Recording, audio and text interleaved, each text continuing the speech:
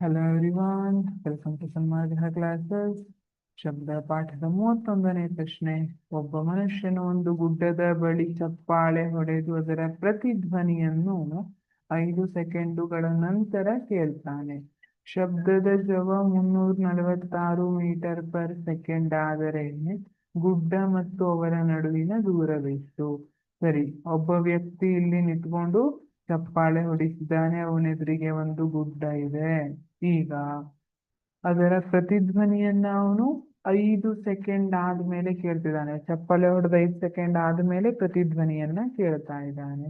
ಶಬ್ದದ ಜವ ಎಷ್ಟು ಕೊಟ್ಟಿದ್ದಾರೆ? V is equal to 346 metre per second. Time ಎಷ್ಟು ಕೊಟ್ಟಿದ್ದಾರೆ?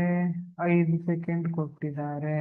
ಹಾಗಿದ್ರೆ ಗುಡ್ಡ ಮತ್ತೆ ಅವನ ನಡುವಿನ ದೂರ ಎಷ್ಟು ಅಂತ ಕೇಳಿದ್ದಾರೆ. ಡಿ ಇಸ್ ಈಕ್ವಲ್ ಟು ಎಷ್ಟು ಅಂತ ಕೇಳಿದ್ದಾರೆ. ಮೊದಲು ನಾವು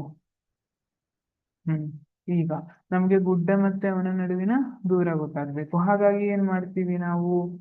ನಮ್ಗೆ ಗೊತ್ತಿದೆ 2D ಇಸ್ ಈಕ್ವಲ್ ಟು ನಾವು ವಿ ಇಂಟು ಟಿ ಅಂತ ಬರೀಬಹುದಾ? ಇಲ್ಲಿ 2D ಅನ್ನ ಯಾಕೆ ತಗೊಂಡಿದ್ದೀನಿ ನಾನು? ಯಾಕೆಂದ್ರೆ ಈ ಪ್ರತಿಧ್ವನಿ ಏನಿದೆ, ಇಲ್ಲಿಂದ ಇಲ್ಲಿಗೆ ಒರಿಜಿನಲ್ ಧ್ವನಿ ಹೋಗುತ್ತೆ, ಅಲ್ಲಿಂದ ವಾಪಸ್ಸು ಪ್ರತಿಧ್ವನಿ ಬರುತ್ತೆ. ಹಾಗಿದ್ರೆ ಪ್ರತಿಧ್ವನಿ ಕೇಳಿದ್ದೆಷ್ಟು? 5 ಸೆಕೆಂಡ್ ನಂತರ. ಒರಿಜಿನಲ್ ಧ್ವನಿ ಹೋಗಿ 5 ಸೆಕೆಂಡ್ ನಂತರ ಪ್ರತಿಧ್ವನಿಯನ್ನ ಕೇಳ್ತಾರೆ.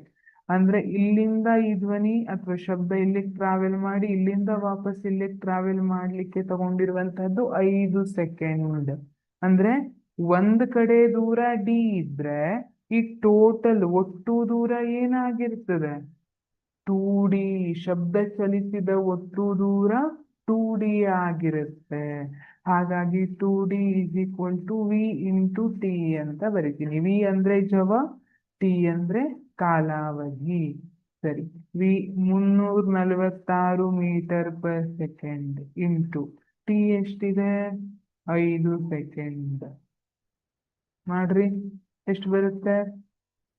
1730 ಬರ್ತಾ ಇದೆಯಾ 2D? ಹಾಗಿದ್ರೆ ನಮಗ್ ಬೇಕಾಗಿರೋದೇನು? ನಮಗ್ ಬೇಕಾಗಿರೋದು ಬರೀ ಡಿ.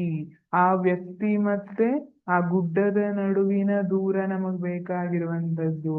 ಹಾಗಾಗಿ d is equal to 1730 divided by 2, 865 metre.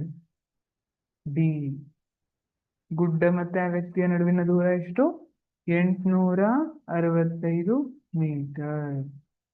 Thank you.